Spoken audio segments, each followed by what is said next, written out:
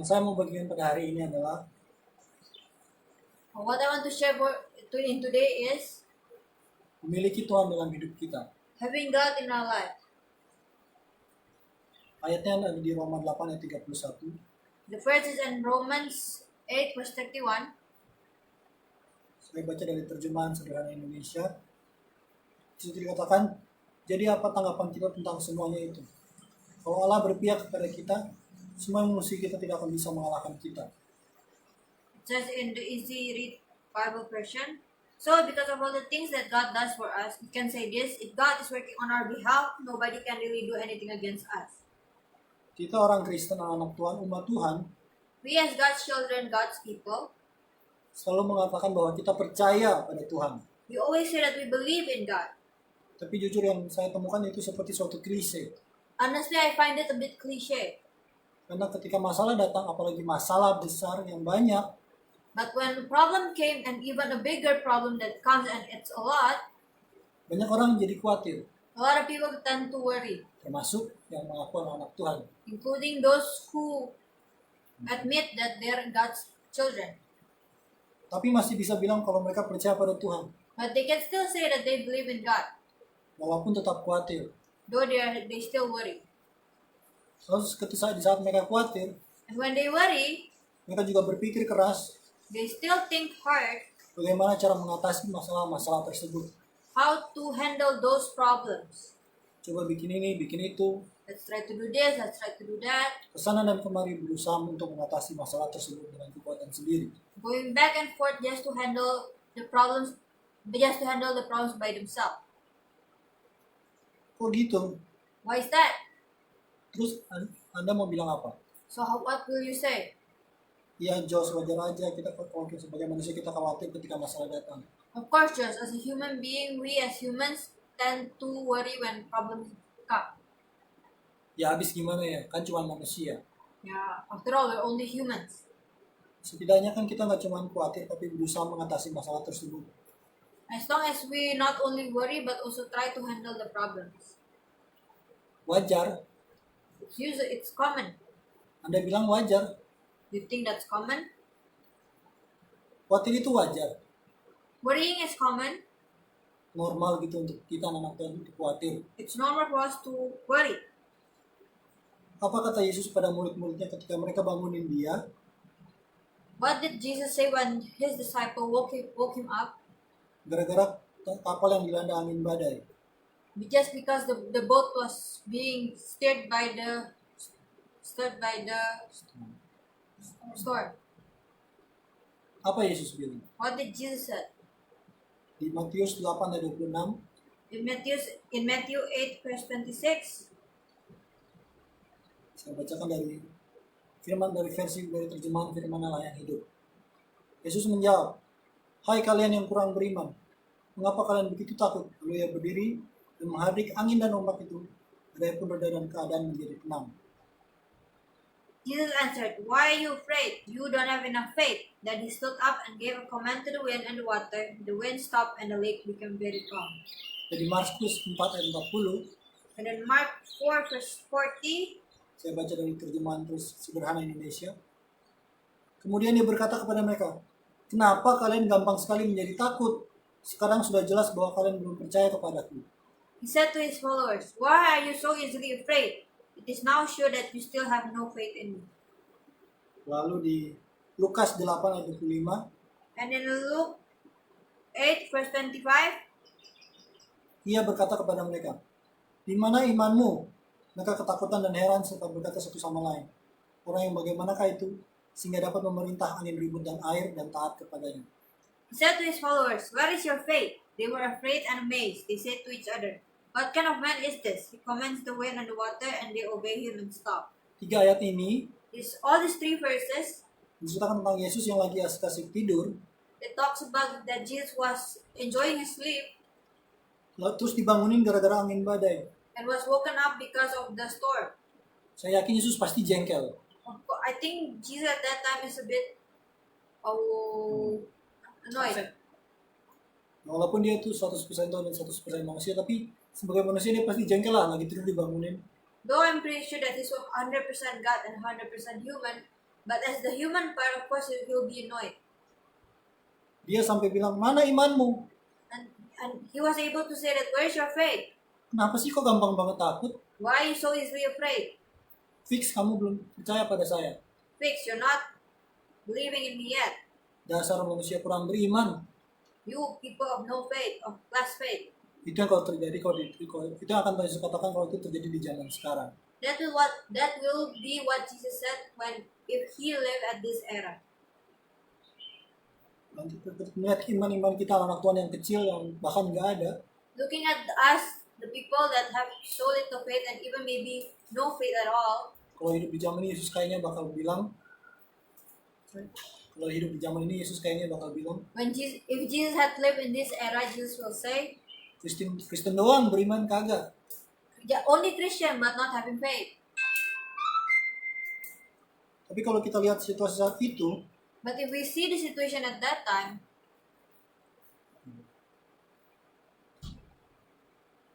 ya saya bilang juga wajar sih. I could say that it's a common thing. Wajarnya kenapa? Ya, Wow. itu kan di perahu, di tengah perairan yang dalam. Terus kalau mereka nggak bisa berenang ya wajar mereka takut tenggelam dan mati. Why is it normal? Because it's in a boat and it's in the middle of the lake, and if they get blown by the storm and they fall and they drown and they couldn't swim and die, it's normal for them to be worried. Tapi bisa juga kita lihat dari perspektif ini. But we could also see in other perspective. Kan Yesus itu Tuhan. Jesus is God. Satu kapal sama mereka. One boat with them.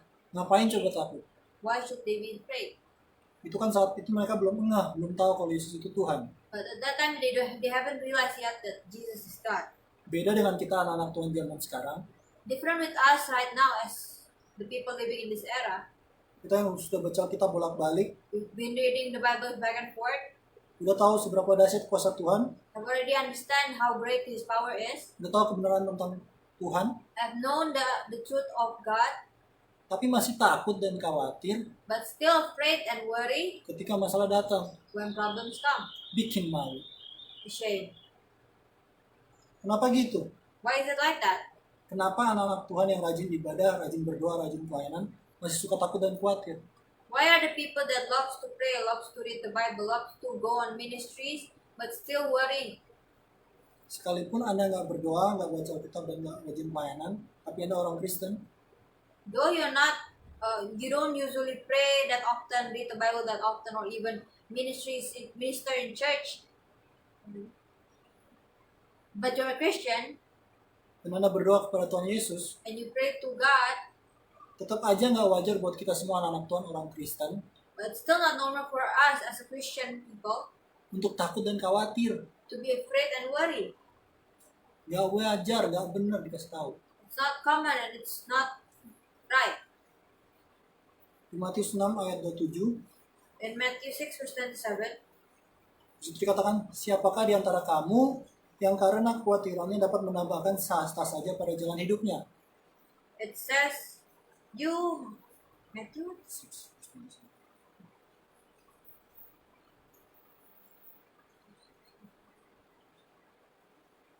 Even if you're always thinking about your life, you cannot make it go on any longer, not even by 1 hour.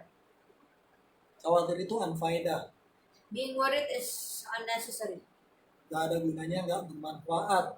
It's unuseful, it's not useful, and it does not bring any benefit. Bahkan tidak memuliakan Tuhan dengan khawatir. And even it's not glorifying God when we're worried. Khawatir itu beriman Worry is having faith. akan hal-hal yang negatif. It's having faith over the negative things. Tapi kenapa kok bisa khawatir? But why can we worry? Karena banyak anak-anak Tuhan Because a lot of God's people, tidak memiliki Tuhan dalam hidup mereka. they don't have God in their life. Mereka tahu Tuhan, kenal Tuhan. They know God, they recognize God, Bahkan mereka melayani tiap minggu. they even serve every Sunday, Tapi mereka nggak punya Tuhan di hidupnya. but they don't have God in their life. Terus kalian mau bilang, tapi kita cinta Tuhan, Jos. But you guys always say, but we love God. Ya, saya tahu Anda cinta Tuhan. I know that you love God. Orang jomblo juga cinta orang lain, tapi tetap nggak punya cowok, nggak punya cewek. Single people, they also have someone they love, but they still don't have any boyfriend or girlfriend. Mereka punya kasih, punya cinta, They have love, tapi nggak punya pasangan, nggak punya orang yang mereka bisa pegang. but they don't have people that they can hold on to. Anda bisa bilang Anda cinta Yesus, cinta Tuhan, You can say that you love God and love God, tapi fakta bahwa Anda khawatir menandakan but the fact that you're worried, it shows bahwa Anda nggak punya Tuhan dalam hidup Anda. that God is not in your life. Seperti tadi di Roma 8 ayat 31. Like it says before in Romans 8 verse 31. Jadi apa tanggapan kita tentang semuanya itu? Semua yang terjadi, semua masalah, semua malapetaka, semua virus, lockdown, PPKM. But what do we react toward all this? Kalau Allah berpihak kepada kita, If God is working on our behalf, semua yang memusuhi kita tidak akan bisa mengalahkan kita. nobody can do anything against us. Kalau Tuhan di pihak kita, tidak ada bisa yang mengalahkan kita. If God is with us, who can be against us? Jadi tidak ada masalah terlalu besar There's no problem that is too big untuk kita anak Tuhan kalau Tuhan di pihak kita. for us, God's children, if God is on our side. Pertanyaannya di situ, apakah Tuhan di pihak kamu? Tuhan selalu di pihak kamu. The question is God is on your side, but God is always on your side. Maksudnya, apakah kamu sepihak sama Tuhan enggak? But the real question is, are you sided with God? Apakah kamu memiliki Tuhan dalam hidup kamu? Do you have God in your life? Itu yang perlu ditanyakan pada diri kita sendiri. That's what we need to question ourselves. Enggak memiliki Tuhan dalam hidup itu artinya Not having God in our life means Tuhan dan hidup Anda saling berjauhan. that you and God is having, that your life and God is at a far distance. Dia nggak diajak turut serta dalam seluruh aspek kehidupan Anda. You don't ask Him to be a part of all the aspects in your life. Buat Anda, Tuhan cuma ada di gereja, ibadah, dan persekutuan. For you, God is only at church, at services, and at a small community, Christian community. Karena di pemahaman Anda, But because you understand, Tuhan cocoknya ada di ibadah dan persekutuan doang. you think that God is only fit for in church, in services, and in community, Christian community. Entah itu Tuhan yang Anda taruh di dalam kotak, It's either you put God in a box, atau memang pemahaman Anda tentang Tuhan yang masih terlalu kecil. or it's just your understanding about God that is still too short, too small. Karena kalau Tuhan itu kan besar, God is big. kuasanya besar, His power is powerful. kuasanya dahsyat, luar biasa. His power is amazing, extraordinary. Dan kalau dia benar-benar ada dalam hidup kita, And if He really is in our life, ketika kita lihat masalah datang dari jauh, when we see the problems for already from far away, kita nggak lari ke arah sebaliknya. we don't run the other way. Karena kita punya Tuhan, kita berdiri di tempat kita. Because we have God, we stand firm in our place. Kita menghadapi masalah itu bersama Tuhan. We handle the problem with God. Menghadapi masalah tanpa takut dan khawatir. We face the problem without fear and worry. Tanpa berkoar-koar sana sini. Without telling people that you have problems. Intinya orang yang memiliki Tuhan, The point is, God, those who have God dalam hidupnya, in their life, sikapnya akan seperti Roma 8:31. their attitude will be the same like Romans 8 verse 31. Ketika ketemu masalah, reaksinya When they face problems, they react masalah. Sudah biasa. problem, usual. Bisa apa emang masalah dalam hidup saya? What can the problem do to my life? Jadi itulah kalau kita punya Tuhan, reaksi kita seperti itu.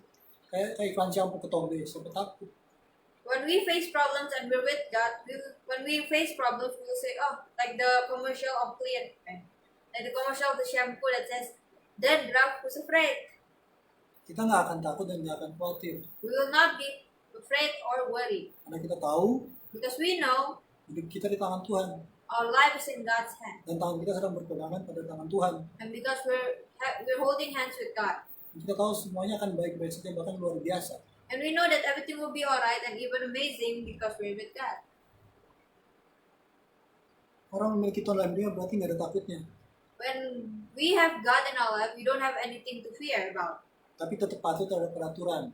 but still obeying the rules. Ntar saya bilang nggak ada takutnya, Later when I say there's no fear, Anda keluar di jalanan rame-rame. you guys go out in the streets or together with a crowd. nggak pakai masker, nggak ikut protokol kesehatan, not using mask, and not following the health protocols, itu bukan nggak ada takutnya, that doesn't mean that you have no fear. itu nggak ada otaknya. That means that you have no brain. Memiliki Tuhan tuh nggak cuma di aplikasi Alkitab di HP, Having God is not only having an application, the Bible application in our phone, tapi Tuhan hidup di hati dan di pikiran kita. but God lives in our heart and in our mind. Sehingga ketika masalah datang, kita nggak bilang, aduh gimana nih, Until when problem came and we face them, we don't react, oh, how can we do it? How is this? tapi kita bilang Tuhan pasti tahu gimana caranya. But we will say, oh, God will know how to handle this problem. Dan Tuhan pasti sedang bekerja dalam hidup saya. And God is continuously working in my life. Jadi saya mah santai aja. So I just need to chill out. Buat Tuhan tuh masalah, For God, problem is, apapun bentuknya, whatever the size and shape, masalah itu the problem tetap nggak masalah. is no problem. Jadi kalian harus tahu masalah itu nggak permanen sifatnya. You need to understand that problems is not permanent, Tapi masalah punya expiration date. but problem have an expiration date. Jadi setelah sekian lama masalah bakal hilang. Until after a long time, the problems will fade away. Masalah itu Tuhan izinkan terjadi That problem God let happen untuk ngecek hati dan iman kita. to test our heart and our faith. Apakah hati kita masih tetap percaya pada Tuhan? Apakah iman kita berpegang pada Tuhan? We still believe in God. We still hold on to God. Itu yang menandakan kita punya Tuhan, bahwa tidak peduli walaupun dunia kiamat kita tetap percaya sama Dia. That is a sign that we hold on to God. That whatever happens in the world, whether the world is ending, we still believe in God. Orang-orang yang ketika masalah datang langsung ke sana kemari cari pertolongan, The people that when they are faced with problems and go all around just looking for help, itu berarti mereka nggak punya Tuhan dalam hidupnya. that means they don't have God in their life. Mereka nggak mengandalkan Tuhan, They don't depend on God. mereka mengandalkan pertolongan orang lain. They depend on other people's help. Biasa kan kalau udah mau harus bayar ini itu udah mulai telepon teman. Like usual, when you have to pay any tax or anything, you begin to call your friends. Bro, bantuin gue dong. Bro, can you help me? Sis, bantuin gue dong. Sis, can you help me? Boleh pinjam uang nggak? Can I borrow some money? Boleh ini nggak? Boleh itu nggak? Can you this? Can you that? Kalau tuh ada Tuhan. But there's God. Tuhan yang begitu berkuasa, The God that is so powerful, sangat kuat, very strong, dan sangat kaya. and very rich. Masa kita masih minta-minta dari orang lain? Why? How come we need to ask from other people? Minta aja sama Tuhan dan percaya Dia kasih. Just ask God and believe that He will give us. Jadi nggak usah ribet bikin ini sama itu. We don't have to be bothered with doing this and doing that. Cukup berdoa, Just keep praying, percaya, believing, bersyukur, giving thanks, dan santai. and take it easy. Oke. Okay. Saatnya untuk belajar langkah-langkah untuk memiliki Tuhan dalam hidup kita. Let's learn the steps to have God in our life. Yang pertama, First of all, baca Alkitab dan renungkan. read the Bible and meditate on it. Pikirin firman Tuhan setiap saat. Think about God's word in every time. Seharian tuh di sini harus ada firman Tuhan. All day, every day, in your mind has to have God's word. Wah, mana bisa orang baca Alkitab seharian? You may ask, how can we read the Bible all day? Bukan baca Alkitab seharian, bacanya di pagi hari atau di siang hari. Doesn't mean that you read the Bible all the time, but read it in the morning or in the afternoon. Tapi dipikirin terus ayat yang kita baca setiap hari, setiap saat dalam sehari itu. But always keep on reminding and remembering the verse that you read at that day. Saat pikiran kita diisi dengan firman Tuhan, When our minds are filled with God's word, kita tidak akan punya waktu dan tempat we will not have the time and place untuk mikirin hal-hal lain termasuk masalah. to think about other things, including problems. Jadi kalau di sini isinya firman Tuhan, If we have God's word in our mind, masalah problems, tidak ada di sini, there will be no problems in our mind, tidak ada di hati, not in our heart, tidak ada dalam hidup kita. not in our life, Jadi karena ada Tuhan dalam diri kita dan dalam hidup kita. because we have God in our life, Dan firman Tuhan kita pegang teguh. and God's word we hold on to it.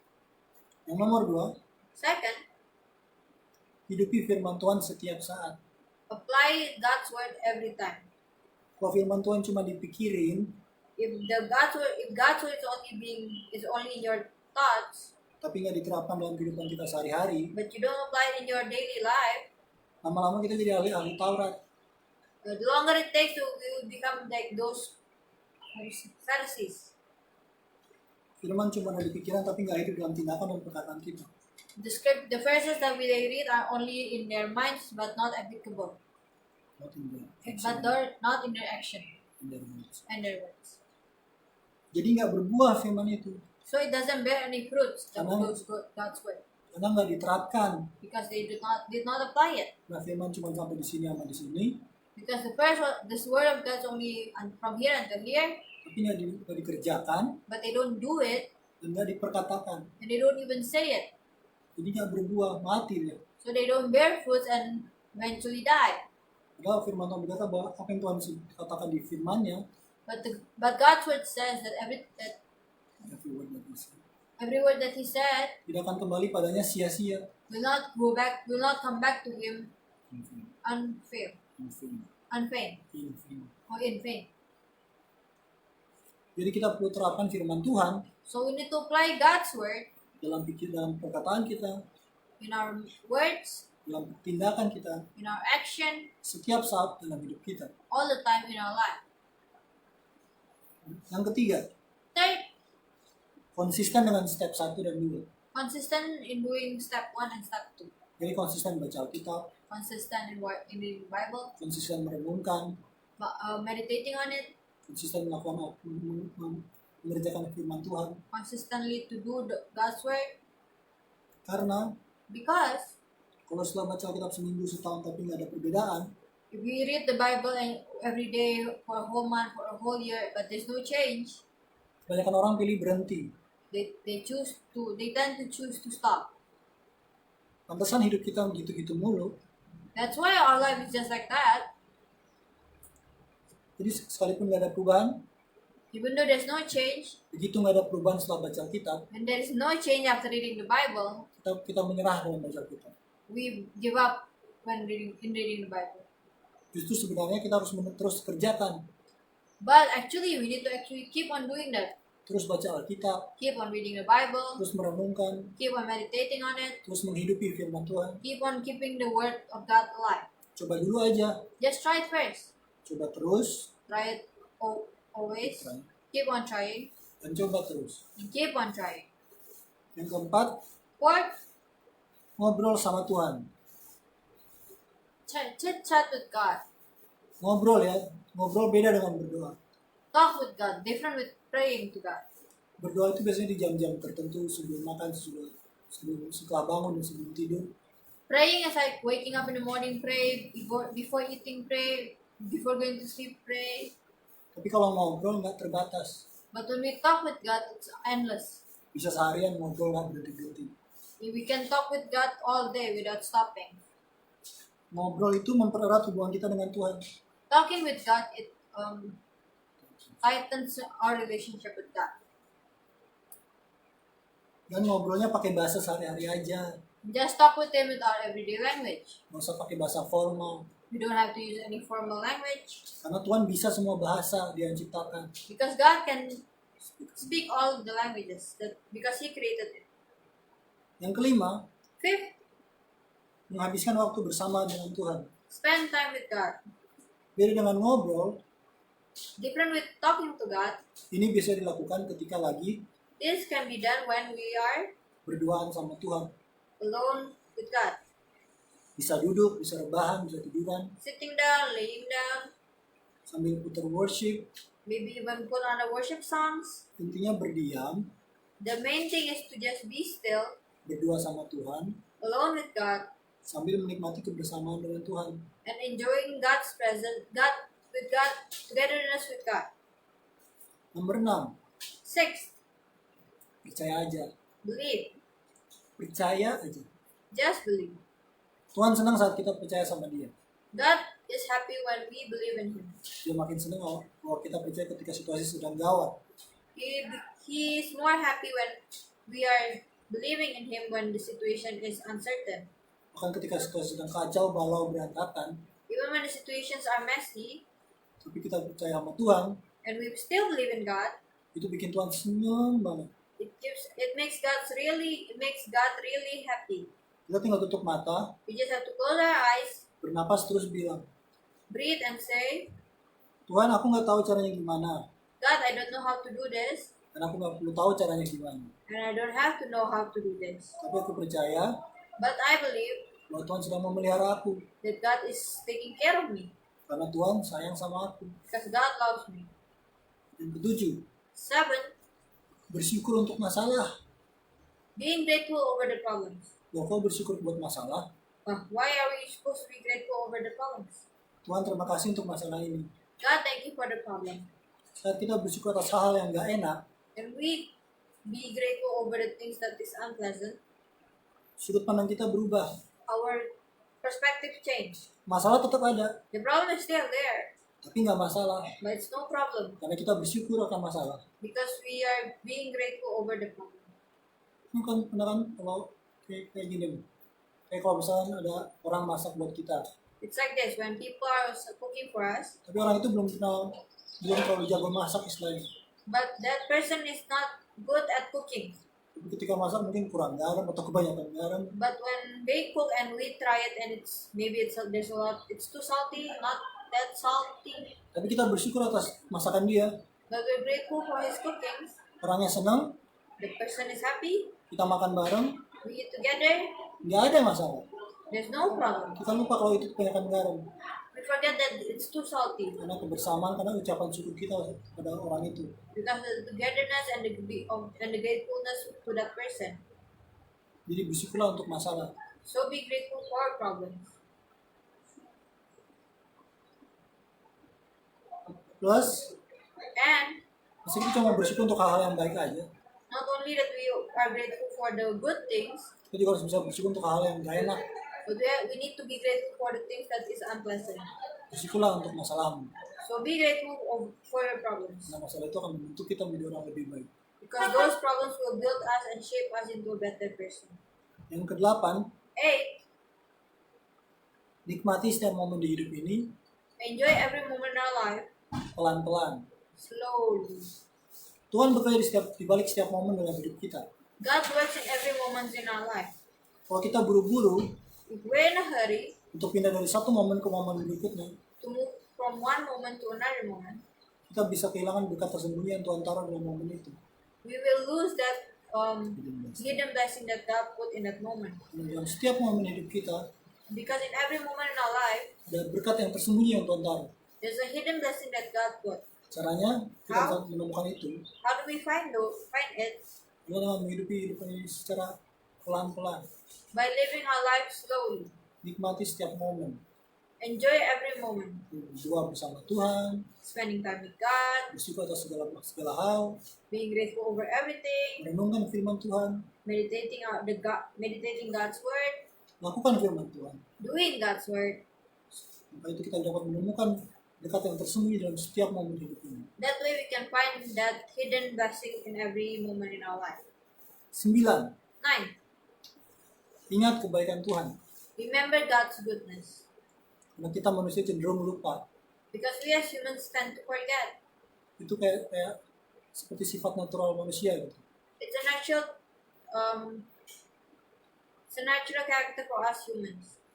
Kita biasanya lupa. We tend to forget. Lupa taruh kunci, Forget to where do we place the keys? lupa di mana HP, Where are our phones? lupa di mana Alkitab, Where is the Bible? lupa di mana dompet, We forget where we put our wallet. lupa dan lupa. Forget.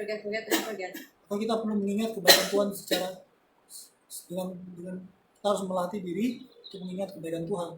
We need to train ourselves to always remember God's goodness. Itu penting buat kita It is important for us untuk mengingat setiap kebaikan yang telah Tuhan jadikan, to always remember that God have already all the goodness that God have already promised, yang Tuhan jadikan bagi kita di sepanjang hidup kita. and that God have put into us throughout our life. Karena itu akan menguatkan kita. It will strengthen us. Mungkin kita sedang dalam masalah sulit saat ini. Maybe at this time we're in a hard situation. Ingatlah kebaikan Tuhan di masa lampau. Just remember God's goodness in hard days or in the past. Dengan begitu kita akan dikuatkan. In that way we will be strengthened. Kita kita akan ingat, oh iya Tuhan pernah baik sama gua. We will remember that, oh, God have been good to me. Dan dia tidak akan berhenti berbuat baik pada saya. And He will not stop in doing good to me. Jadi itu akan memberikan kita kekuatan yang baru. That will give us new strength. Lumayan banyak ya step-stepnya. There are a lot of steps. Terapkan ini setiap hari Do this every day dan milikilah Tuhan dalam hidup Anda. and have God in our life. Hidup ini indah This life is beautiful karena hidup adalah pemberian dari Tuhan. because life is it's a God-given gift for us. Saat kita memiliki Tuhan dalam hidup, When we have God in our life, hidup jadi selalu indah bahkan di saat ada masalah. life will be still beautiful even when there's problems. Jadi apapun masalah kamu, So whatever your problems are, milikilah Tuhan dalam hidup. have God in our life. Bukan berarti masalahnya hilang, Not by that the problem is gone, tapi fokus kita berpindah dari masalah kepada Tuhan. but our focus switch from the problems to God. Tuhan telah memberikan kita otoritas. Because God has given us the authority, Seperti Tuhan Yesus sebelum dia pergi ke surga, like what Jesus did before he went up to heaven. dia bilang semua otoritas di surga dan di bumi telah diberikan kepadaku. He said that all the authority from heaven and earth is been given to me, Dan dia berikan pada kita. and Jesus gave it to us. Dan kamu akan bisa melakukan hal luar biasa dalam hidup kamu, You will be able to do amazing things in your life, seperti yang aku lakukan, like I did, bahkan lebih. and maybe even more. Kalau Tuhan Yesus bilang kita bisa melakukan hal lebih dari yang dia lakukan, When Jesus said that we can do more than what he did, berarti kita bisa mengatasi semua masalah kita. that means we can handle all of our problems, overcome all of our problems. Dengan cara In how? milikilah Tuhan dalam hidup kita. Having God in our life, Menghabiskan waktu bersama Tuhan. spending time with God, Dan ubah perspektif kita. and change our perspective. Isi pikiran kita dan hati kita dengan firman Tuhan. Fill our hearts and mind with God's word. Kalau setelah 1 tahun melakukan itu, Even after 1 year we've done that, tapi nggak ada perubahan, but there's no change, terus lakukan. keep on doing it. Kalau hidup masih susah, terus lakukan. Though life is still hard, keep on doing it. Karena pada saatnya, pada waktu yang tepat, pada waktu Tuhan, Because at the right time, in God's timing, semuanya akan berubah everything will change. menjadi indah. Becomes beautiful. Kalau kita When we memiliki Tuhan have God dalam hidup kita, in our life. mari kita berdoa. Let's pray.